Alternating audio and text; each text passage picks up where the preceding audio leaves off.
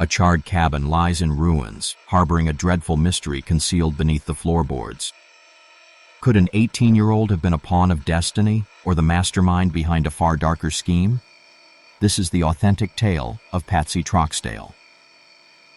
By every measure, 1848 proved to be a prosperous year for Edward O'Neill. Abundant sunshine and rainfall had blessed the land. It turned out to be an exceptional season for the corn harvest. To such an extent, Ed couldn't conceal his hopefulness. There would be ample food for the winter, and all his little ones would receive new footwear. Even his wife had her eye on a fresh dress at the Livingston General Store. They cared for their farm on the hillside. Ed and Sarah had shared a marriage for more than 2 decades and were diligently raising 6 offspring. Typically, people avoid admitting to favoring one child, be LP in the field like a grown man. However, Jackson wasn't the eldest in the household. That honor went to 16-year-old Patsey. Now, Patsey's place in the family carried some complexity, largely because in those times, girls were deemed to have little worth, and there seemed no point in educating them since their future held only motherhood. Yet Patsey strongly opposed this mindset. Indeed, she toiled harder than anyone else on the farm. Each morning she took on the task of rousing all her younger siblings, worked the fields, and once the day's labor ended, she prepared the meals, the children to sleep. Day after day, this routine continued, and despite the praise Jackson received from his father, Patsey put in twice the effort without any acknowledgement or celebration. For some reason, Patsey hadn't found a spouse and still resided with her family, but that cabin appeared to grow small hands on some liquor. Now don't misunderstand, he wasn't an alcoholic, but now and then he'd enjoy a drink or two after dinner to ease his tension. While some men used whiskey to calm down after a tough day's work, the moment he tasted it, he turned quarrelsome and restless, particularly toward Patsey. Ed struggled to let bring the subject up whenever the urge struck him. And by now, Patsey had heard and get more sleeping space. After all, no household is flawless, and teenagers are notorious for challenging their parents' rules. In short, no one paid attention or suspected anything unusual at the O'Neill farm. Yet this would all change September of 1846 in the hills of Appalachia. Hey guys, J.D. Phillips here from the Appalachian Storyteller. Today's video is supported by tnnursery.net. Family-run and based in the heart of Appalachia, TN Nursery delivers stunning plants and trees throughout America, perennials, ferns, vines, trees, and so much more. TNN some of the most picturesque sites like the Washington Monument and Arlington National Cemetery, and now they can grace your space too. Click the link in the description to explore America's favorite garden shop. For top-quality landscaping trees and plants, enjoy 15% off with promo code Storyteller at checkout. It was widely known that Ed O'Neill was a go-getter, a man who took on extra side gigs and bartering to make ends meet. And with the corn stored in the crib and the tobacco hanging in the barn, Ed had some free time, so he accepted a timber cutting job about 10 miles away in Crossville, traveling back and forth daily. September 18th was a Friday, and that morning began like any other day. After breakfast, Ed kissed his wife and embraced his kids before saddling his horse, headed for Crossville for another lengthy day of logging. But he was in good spirits as today was payday and the weekend weather looked favorable. So Ed spent 10 hours wielding a cross saw under the blazing sun. But back home, trouble appeared to be simmering. 2 men, William Upton and Nicolas Stephens, had ridden over from neighboring Fentress County to discuss a prior horse trade that left them dissatisfied. The fellows harbored a bitter grudge against it from Ed. In their view, the horse was already unwell when they purchased it, and now they demanded a full refund. However, when the 2 men reached the O'Neill cabin that morning, Sarah that they would return later that evening spent their day down at the local saloon getting a belly full of whiskey. Now the events were so disturbing that for years after the crime, elderly locals would simply say, "We don't talk about that anymore," in hopes that one day the gruesome event, but by saw, burned to the ground during the night. Even more embarrassing was the fact that the entire O'Neill family had vanished completely and were nowhere to be found. Yet he never showed up.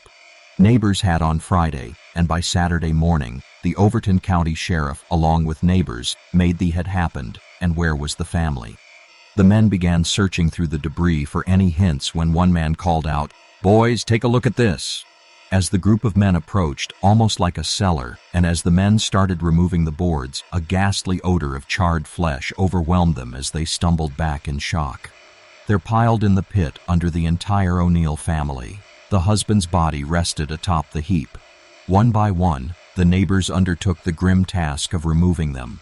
The parents' bodies were severely burned, but underneath them, the men uncovered something even more horrific. It was evident that every child had been struck dead with an axe. In total, 7 bodies were re-extracted from the pit and laid on the grass for examination by the coroner. Several on the scene believed that Ed O'Neill had reprimanded his own family before taking a nap. I and Nicolas Stephens in town that day, and they made several statements about revenge on Ed. Several townsfolk had spotted both men on horseback departing the O'Neill farm around the same time as the fire lit up the night sky. Just then, the sheriff spoke up. "How many children did Mr. and Mrs. O'Neill have?" "They had 6 young guns," another man said. The sheriff's eyes immediately looked down at the bodies on it, and that person was Patsey O'Neill. The men began to search the property for Patsey, checking all the sheds and barns. She was nowhere to be found, however. A couple of clues were discovered. There, stuck in a stump about 100 feet from the cabin, was a dirty axe with human hair still on it. Hey guys, J.D. Phillips here from the Appalachian Storyteller, and I hope you're enjoying this episode of Appalachia's Deadliest about the life of Patsey Troxdale. If you enjoy stories like these, I hope you'll consider checking out my new books, Volume 1 and Volume 2 of the Appalachian Storyteller, available now by clicking the link below. Thanks so much, and now back to the story. Sheriff Hensley immediately brought Upton and Stephens in for questioning. Both men admitted each man had an alibi too. They were both married with families of their own, and each man's wife swore under oath that their husband was in bed asleep at the time of the fire. They lived nearly 10 miles away from the O'Neill farm, and it would have been impossible for them to be in both places at the same time. But the jail until he could interview Patsey and get to the bottom of exactly what transpired. And by Sunday, less than 48 hours after the brutal crime, Patsey turned herself in for questioning. She was devastated. She had learned of all the horrible details of her mother and siblings that really happened that night. The sheriff immediately got down to business. "Patsey, where were you Friday?" The scared girl softly spoke with tears rolling down her face. I was at home. I spent the morning digging roots on the hillside, and that afternoon I helped Mama with the meal. He had gotten paid and bought a jug of whiskey that afternoon, and by the time he got home, the bottle was nearly empty. He was in a foul mood. Mama told him to go sleep it off, but he wouldn't. He was yelling at Ma, and I was scared he was going to hit her. I begged him to stop. That's when he started on me. He ran at me and backhanded me so hard, it flipped the chair I was sitting in over. I had seen him drunk many times, but this time was different. He grabbed me by my hair and drugged me or my family. I knew he was capable of evil, but I ran about 2 miles to the Thompson place and I hid in their barn until the next day. The sheriff still had strong suspicions about Patsey's story and Upton and Stephens' alibi, but he didn't have solid evidence. Had Patsey committed this unthinkable crime? Or had Ed gone on a drunken visit to the farm, and the crime was coincidental in the sheriff's mind? Coming up, the story takes a stunning turn, with a plot twist that sent shockwaves across the mountains and became front-page news all over the world. America, and at first, folks believed that Edward O'Neill had committed the crime. However, subsequent searches of Patsey's living quarters turned up her father's Bible and his original copy of his land deed and address with bloodstains on it. Presented with this new damning evidence, Patsey changed her story and suggested that if her father didn't do it, it must have been Upton and Stephens who did it. And in return, the stage was set for a spectacular trial in Livingston, Tennessee. Patsey and the 2 men were all jailed leading up to the trial.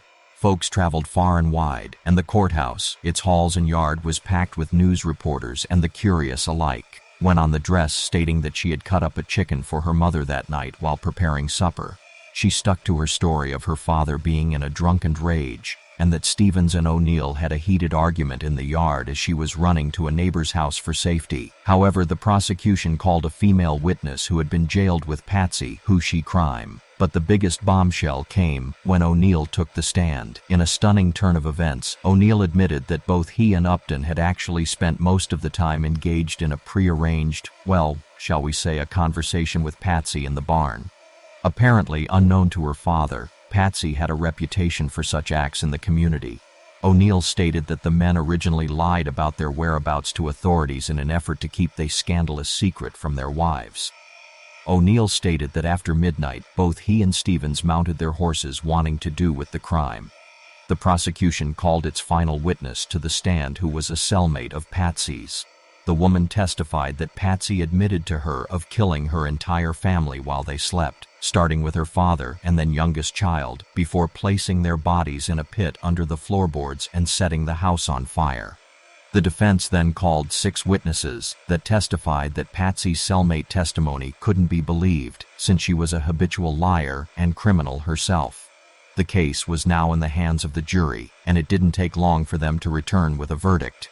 In the case of Patsey Troxdale, we the jury find the defendant guilty of 6 counts of first-degree murder.